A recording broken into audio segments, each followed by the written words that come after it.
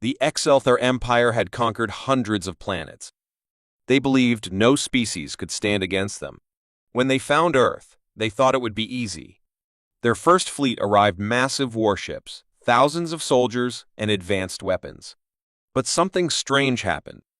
The entire fleet disappeared. No distress signal, no wreckage. Just gone. The Exelthar were confused but not worried. They assumed the humans were lucky. So, they sent a second fleet. This time, they were prepared. Stronger ships, more weapons, better strategy. Only one ship returned. Its hull was damaged, and the crew inside was dead except for one soldier. He was shaking, eyes wide with terror. His last words before dying were, "Don't mess with humans." The Exelthar High Council didn't take it seriously.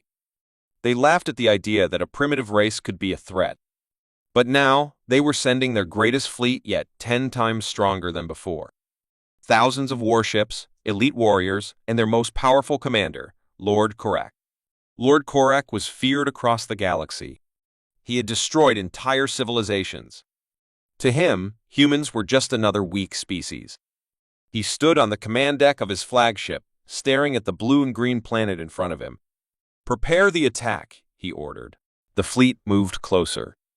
Scanners showed no resistance. No warships, no defenses. It looked empty. That made no sense. "Maybe they ran away," one officer said. Korak smirked. "Cowards."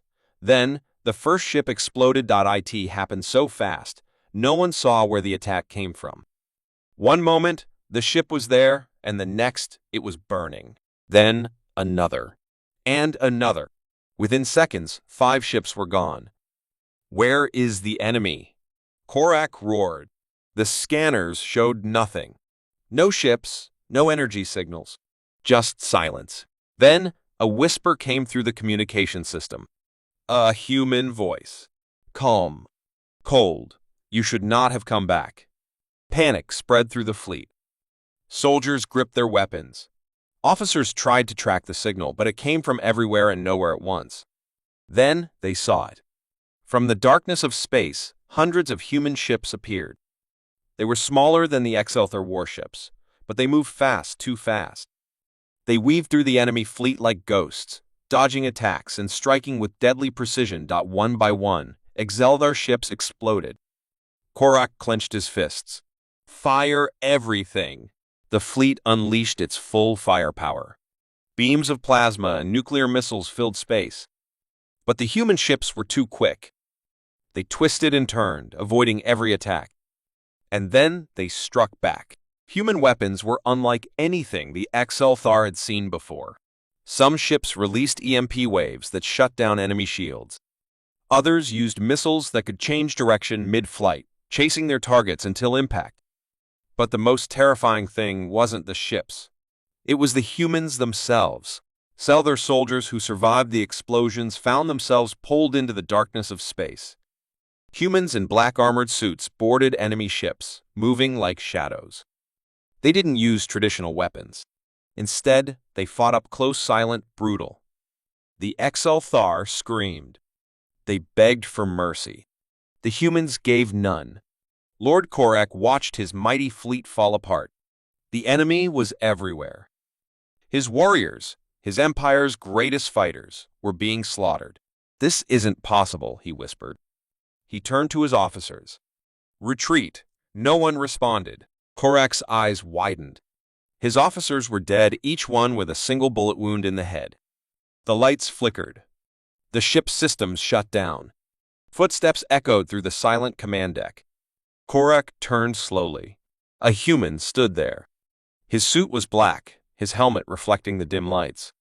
In one hand, he held a gun. In the other, a bloodied knife. Korak reached for his weapon, but the human shook his head. "Don't."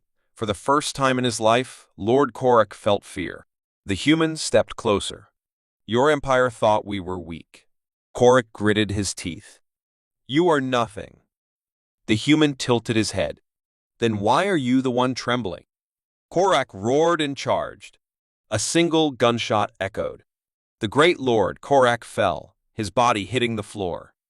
Outside, the last of the Exelthar fleet was destroyed. The few survivors fled, their once mighty empire shattered. Back on Earth, the human forces watched them run. One soldier smirked. They'll never try again. And they never did. The Zorvaks were known as the galaxy's deadliest conquerors. They had wiped out entire planets, enslaved species, and destroyed civilizations without mercy. When they discovered Earth, they expected another easy victory.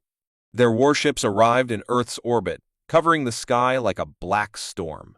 General Korth, the leader of the invasion, stood on the bridge of his massive flagship, staring at the planet below. "Scan for human activity," he ordered. The computers worked, searching for life signs, energy signals, anything. The results came back strange.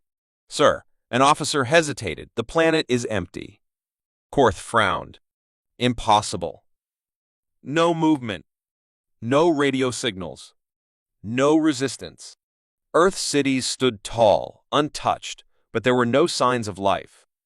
Not a single human.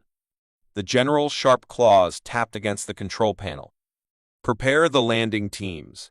Thousands of Zorvak soldiers descended from the sky in dropships. They landed in major cities: New York, Tokyo, London, Moscow. They expected chaos, fighting, screams. But there was nothing. The streets were silent. No people. No bodies. Just emptiness. Korth stepped onto Earth's surface, his boots echoing against the pavement. He walked through the abandoned streets, past cars still parked on the roads, past buildings with lights flickering inside. It was as if the humans had vanished in the middle of their daily lives. His soldiers spread out, searching. They kicked open doors, entered homes, checked underground bunkers. But every place was the same. Food still sat on tables, screens were left on, and machines still ran. It was as if, one moment, the humans had been there, and the next, they were gone. A deep unease settled over the invasion force. "Where did they go?" one soldier whispered. Night fell. The soldiers set up camps, trying to make sense of the situation. Some laughed, saying the humans had run away like cowards. Others felt something was wrong. Very wrong. Then, the first soldier disappeared. One moment, he was sitting by a fire, cleaning his weapon. The next, he was gone. His gun lay on the ground, his armor still warm, but he was nowhere to be seen. His squadmates called out for him, searching the area. But there were no footprints, no sounds, no struggle. Just silence. More soldiers vanished. One by one. A scream echoed through the night, sharp and full of terror. The remaining soldiers rushed toward the sound, only to find another empty space where their comrade had been. Now fear crept into the army. They tightened their grip on their weapons, scanning the shadows, but they saw nothing. The city was still, yet something was watching them. Korth's communicator buzzed. "General, we're losing men. Something is taking them." Korth growled. "Taking them? Who? We haven't seen a single human." Then the lights flickered. The air grew heavy. A low hum vibrated through the buildings, and a voice, calm, cold, whispered through their communication systems. "You should not have come here." Korth's blood turned to ice. "Who is this?" Silence. Then the shadows moved. Not humans. Not creatures. Just darkness itself, stretching and twisting, swallowing the Zorvak soldiers whole. Their screams were cut off as they disappeared into nothingness. Panic spread. Soldiers fired wildly, but their bullets hit nothing. Some tried to run to their ships, only to vanish before they reached the doors. Others begged for help, but there was none. Korth turned back toward his flagship. He had to escape. Had to leave this cursed planet. As he ran, his surroundings blurred. The city lights flickered faster. The streets stretched longer. His vision darkened. And then he was standing in a different place. A giant underground chamber. 100 humans surrounded him, their eyes glowing in the dark. Their leader stepped forward, his face hidden in shadow. "You came here thinking we were weak," the human said. His voice was calm, steady. "That we would fall like the others." Korth reached for his weapon. Before he could fire, pain shot through his body. He gasped as invisible hands gripped him, crushing his armor like paper. The human leaned closer. "We didn't disappear." His voice was almost a whisper now. "We adapted." Korth's vision faded as the darkness swallowed him whole. Above ground, the last Zorvax warship tried to escape. Its engines roared, lifting it toward the sky. Then, without warning, it stopped. For a moment, it hovered, frozen in place. Then, as if some unseen force had grabbed it, the massive ship was pulled back down straight into the heart of the abandoned city. The impact sent a shockwave through the ruins. Dust and fire rose high, and when the smoke cleared, the warship was gone. Only silence remained. Far above, in deep space, the Zorvax homeworld received one final message from Earth. A single. So, they released the virus.it was designed to weaken humans' slower reflexes, weaker muscles, reduced intelligence. It would make them easier to conquer, easier to control. For a while, it seemed to work. Human society became unstable. Their cities fell into chaos. Governments collapsed. The Olrathi watched from orbit, waiting for the right moment to strike. Then, something changed. Humans were supposed to get weaker. Instead, they adapted. The first sign was subtle. Some humans who should have died from the virus survived. Not only did they survive, but they became stronger. Faster. Smarter. The Olrathi scientists were confused. This wasn't supposed to happen. The virus was meant to destroy, not improve. Then came the second sign. The survivors weren't just adapting. They were evolving. A human soldier captured by the Olrathi was placed in a containment cell. His body showed clear signs of infection. By all logic, he should have been dying. But he wasn't. He was watching. Waiting. One day, he broke free. Security footage showed the impossible. He moved faster than any human should. His wounds healed in seconds. Bullets barely slowed him down. He ripped through the Olrathi guards like a predator tearing through prey. When reinforcements arrived, the cell was empty. The soldier was gone. And he wasn't the only one. Across Earth, more humans began to change. Some could see in complete darkness. Others could lift objects 10 times their weight. Some could move so fast that cameras couldn't track them. The virus was no longer a weapon. It was an evolution trigger. The Olrathi panicked. They tried to deploy a second virus, one that would stop the mutations. But it was too late. The new humans, post-humans, were immune. The invasion was launched in desperation. Olrathi warships entered Earth's atmosphere, their soldiers landing in broken cities. They expected a struggling species, barely holding on. What they found was something else. The first wave of Olrathi soldiers was torn apart in minutes. They never saw their attackers. Some were dragged into the darkness, their screams cut short. Others had their weapons turned against them before they could react. The second wave lasted longer. They had better armor, stronger weapons. But it didn't matter. One soldier reported seeing a human walk through fire, completely unharmed. Another fired a plasma rifle at a target, only for the energy blast to stop midair as if the human willed it to.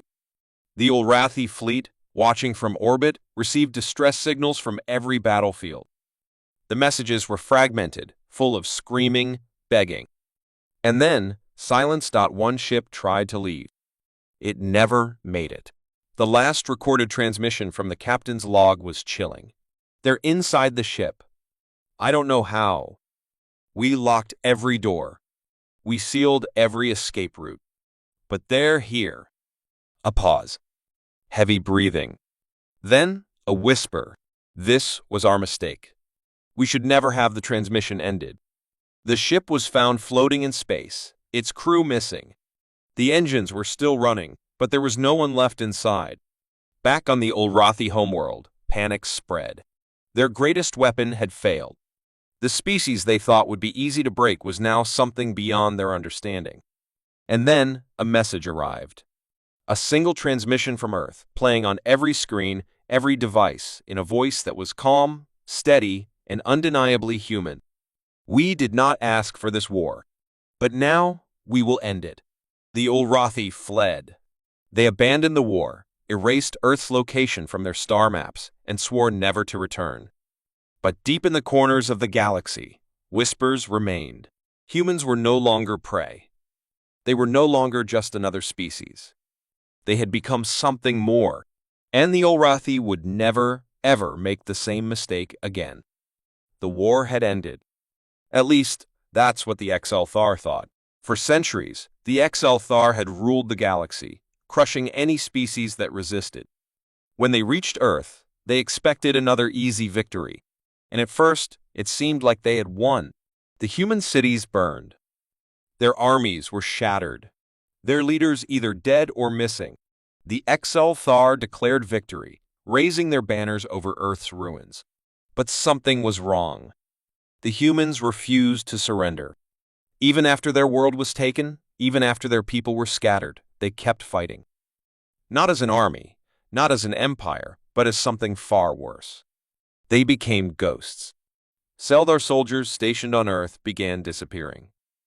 Patrols sent into the ruined cities never returned.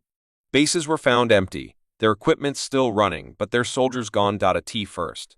The XL-Thar commanders thought it was sabotage. A minor resistance. Nothing to worry about. Then the fear started. One night, a XL-Thar captain woke up to find his entire squad missing. Their weapons lay on the ground. Their footprints stopped suddenly, as if they had vanished into thin air. The security footage showed nothing. No movement. No attackers. Just soldiers walking their patrols and then disappearing. The XL-Thar sent reinforcements. More troops, more security, more surveillance. But it didn't help. The disappearances continued. Then came the whispers. Soldiers reported hearing voices in their sleep. Not XL-Thar voices. Human voices. They spoke in calm, quiet tones. You should have left. You think the war is over? We are still here. The soldiers stopped sleeping. They stayed awake, weapons ready. But it didn't matter. They vanished anyway. Entire XL-Thar battalions disappeared overnight. No signs of struggle, no alarms. One moment they were there, the next, gone. Panic spread through the XL-Thar forces. The once mighty conquerors now feared the darkness. They sealed themselves inside their bases, afraid to step outside. Then, the bases started to fall. Not with explosions. Not with battles.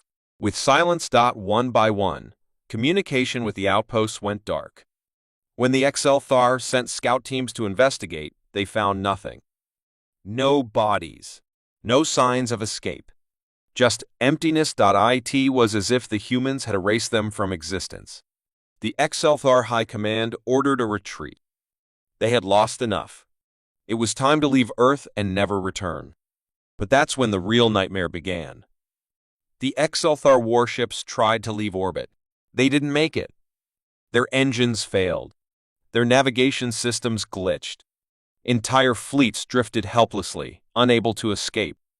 And then the final message came.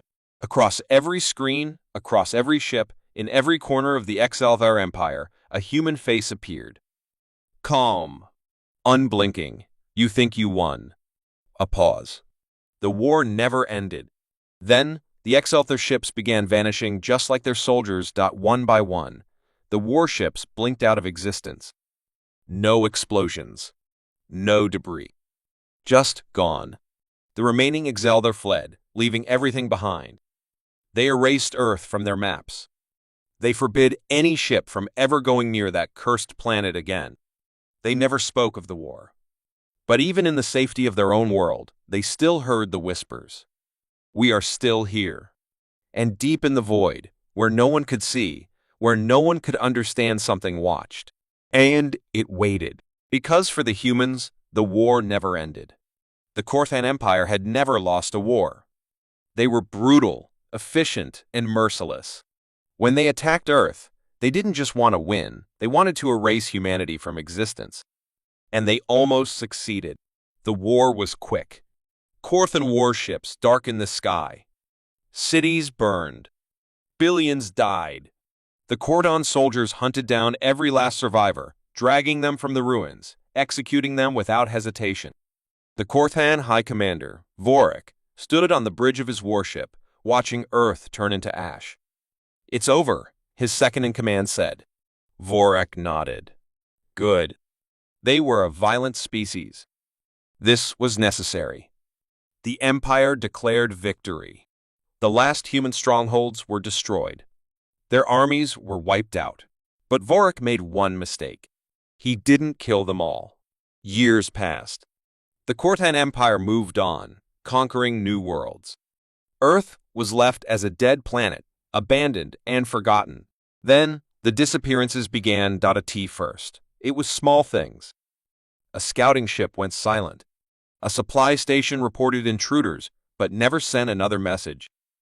Soldiers vanished from remote outposts. No bodies. No evidence. Just gone. Vorik was informed of the incidents, but he dismissed them. Pirates. Accidents. Nothing more. He was wrong. One night, an entire Korthan colony disappeared. Over 1 million citizens. No alarms. No distress signals. When another fleet arrived to investigate, they found the city untouched, machines still running, food still on tables. But there were no people. And on the walls, written in blood, were 2 words, still here. Fear spread. Soldiers whispered about shadows moving in the dark. Some swore they heard voices, whispers in a human tongue. Others reported seeing figures watching them from the distance, disappearing when approached. One Korthan officer, desperate for answers, searched through old war records. He found something disturbing. The humans had survivors. They weren't all killed. Some had escaped. And now they were coming back. Vorik refused to believe it. "Humans are weak," he growled. They couldn't have survived. But deep down, he knew. His mistake had returned to haunt him. Then, the real war began. Korthan warships started vanishing. Entire fleets disappeared into the void. Elite warriors were found slaughtered in their own barracks. Military leaders were assassinated inside their heavily guarded chambers. And the worst part? The humans were never seen. They didn't attack like an army. They didn't fight like soldiers. They moved like ghosts, striking in the dead of night, leaving nothing but silence behind. The Korthan Empire, once unstoppable, was now afraid. One desperate commander broadcasted a warning across the empire. "They are inside our worlds. They walk among us. They are hunting us." The message ended with screams. Vorik gathered his forces. He declared martial law. Every soldier was ordered to shoot on sight. But who would they shoot? There were no ships in the sky. No armies marching toward them. No enemy to face. Only shadows. Only whispers. Then, one day, Vorik woke up to find himself alone. His guards were gone. His officers had vanished. His warship, the pride of the Korthan fleet, was completely silent. He grabbed his weapon, breathing heavily. A sound echoed through the empty halls. Footsteps. Slow. Steady. He turned, aiming his gun. "Show yourself." A figure stepped forward. Not an alien. Not a monster. A human. Tall. Calm. Eyes filled with something deeper than hatred. Cold, patient revenge. Vorik fired. The bullets stopped midair. The humans smiled. "You should have killed us all." Vorik opened his mouth to scream, but darkness swallowed him whole. The Korthan Empire collapsed within months. Their worlds were abandoned. Their fleets were lost. Their people simply vanished. No one ever saw the humans. No one ever found their ships. No one ever knew how they struck. Only one thing was certain: humanity was not extinct. And now, neither were the Korthans. Because extinction was mercy, and the humans had none left to give.